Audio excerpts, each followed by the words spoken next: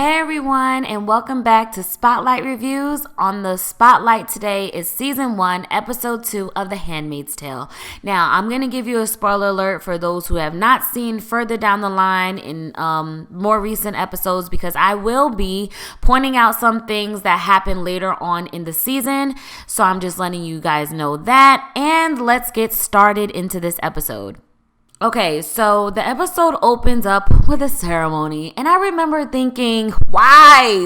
Why? I don't want to be reminded of this part of this whole, process. And I just feel like it was an interesting way to open an episode, because it's almost like, listen, you're not going to be able to escape this. And also, for the audience, this will never become comfortable. This will never become normal. It's always going to be weird. It's always going to be eerie. And to top it off, June has this look on her face, and it's almost like she's smiling, and it's because she's completely removed herself from the situation. She's thinking about memories of her daughter and trying to keep herself separated from this whole experience.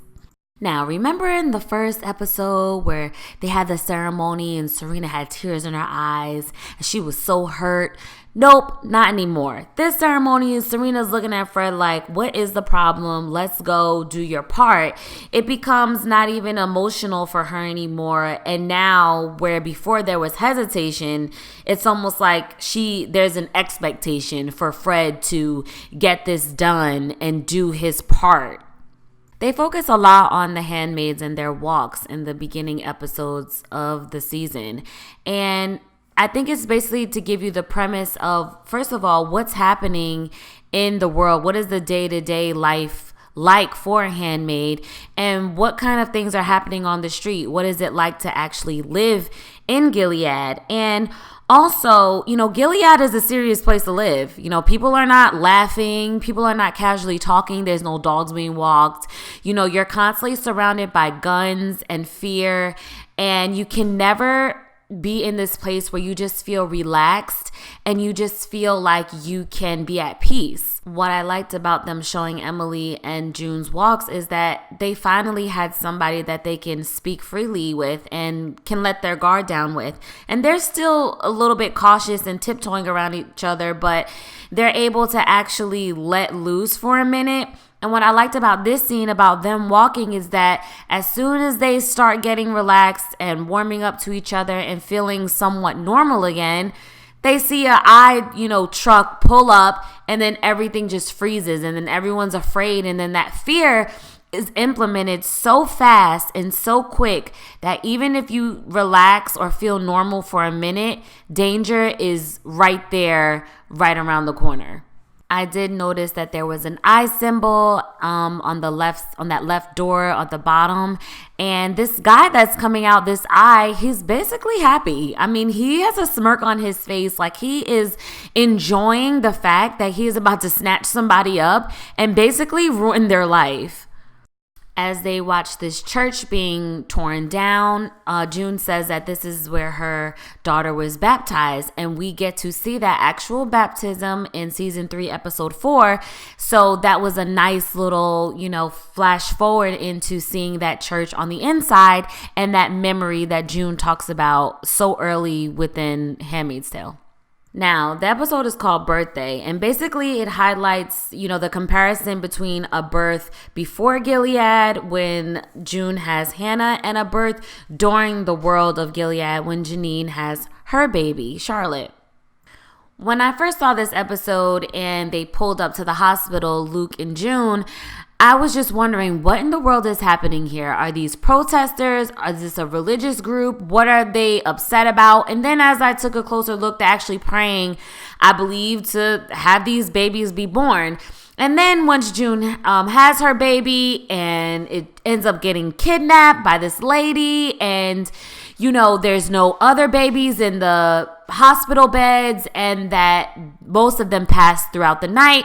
you start to really understand that they're trying to create this world where the birth rate is a serious epidemic, and they're trying to make you understand the desperation and the level of seriousness that the decreasing birth rate is causing. So that puts in perspective that, okay, this is why Gilead was formed. Now you understand the state of the world prior to Gilead being created.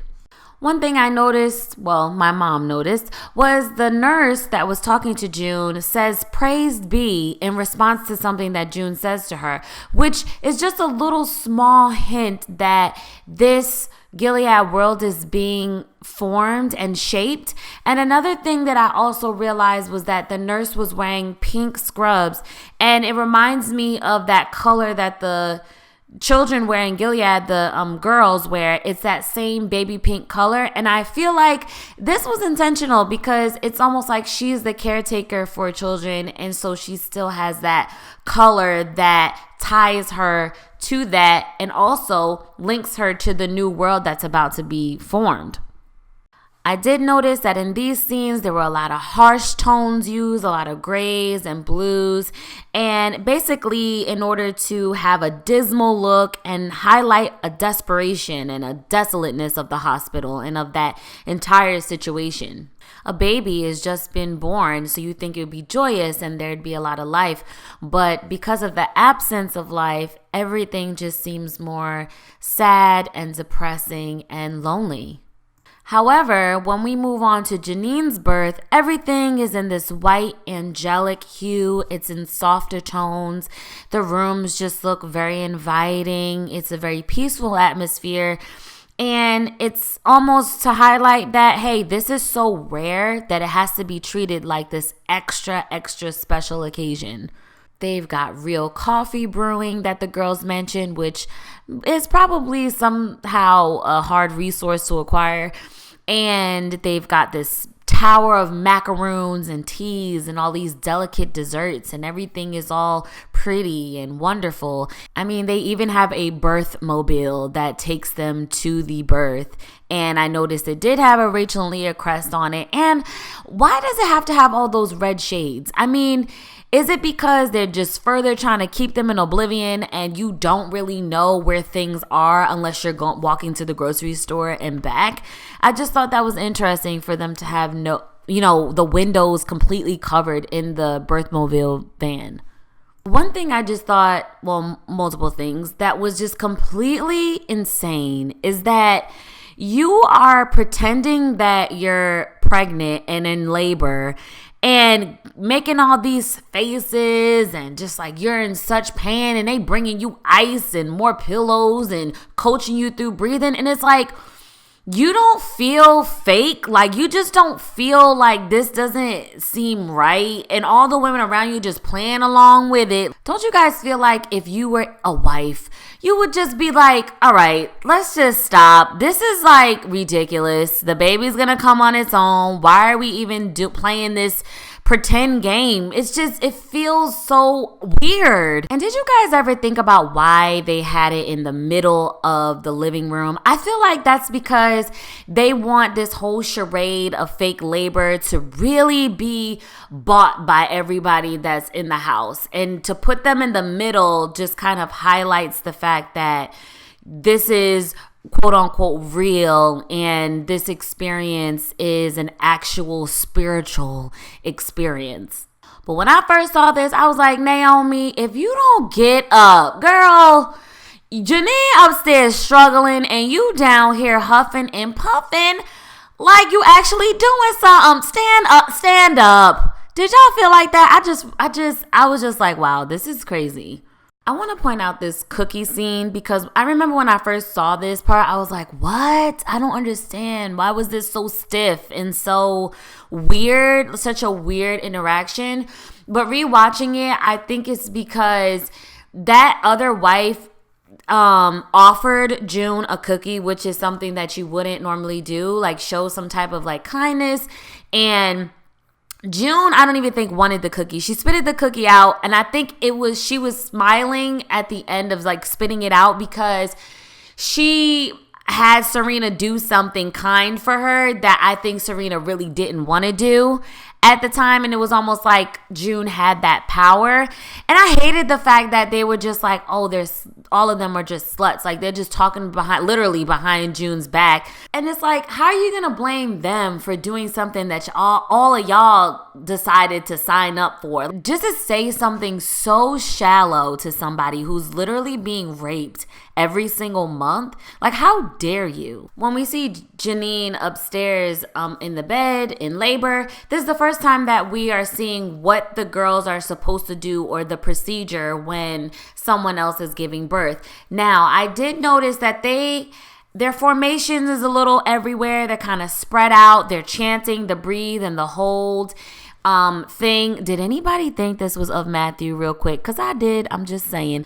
However, in season 3, when someone's giving birth, they have their hand motions down. They're chanting in unison. They have like some sort of formation going. So it's at this point in season 3, it's been years. So they've had lots of times to go over this procedure and make it more organized. Where in this episode, it's sort of in the beginning. So everything's kind of spread out and there isn't much more of that disciplined and uniform looking formation. We learn a lot in this birthing process. First of all, that Naomi has to sit behind Janine to somehow pretend that she's pushing this baby out, and that Janine doesn't even get to hold the baby right after the baby's born, and has no control over naming the child either. What I thought was so disturbing was the other wives are just looking at Naomi and just doting over this baby as if she really gave birth to it, and nobody even cares. None of the wives even care about Janine and the fact that she just pushed this baby out and couldn't even hold her own child. Last thing I want to go over is Fred and June's Scrabble game. The first thing I want to point out is his office is kind of very dark and bleak and kind of all one color. It looks very dusty and old. It kind of reminds me of like the inside of a pirate ship or something like that. But I just noticed that, on the walls, there's like these old vase, a saber of some kind, looks like dusty, raggedy books, almost as if he's not allowed to have newer versions of an encyclopedia or a dictionary. It just looks very, mid-century or something like that. But one thing I noticed about this was the cliche of knowledge is power.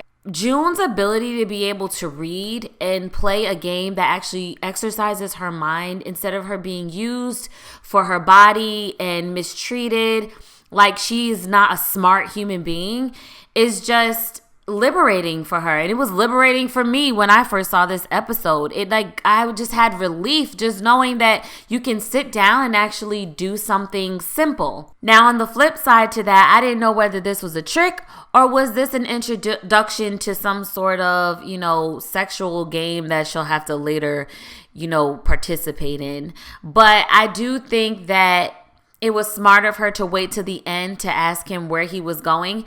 And I noticed that he said he was going to DC. Now, I didn't realize that Fred had already been to DC a couple of times before we are really introduced to the world that is DC later on in the series. So I thought that was interesting to find out that, okay, he was taking trips to DC before. And it's also interesting that he never met the Winslows other than that other time, other than when we find out later on in the later seasons. All right, guys, this is all I have. Thank you so much for watching Spotlight Reviews. Don't forget to hit that thumbs up button, like, and subscribe. And I would love to hear your comments below. I will see you guys next week. Bye.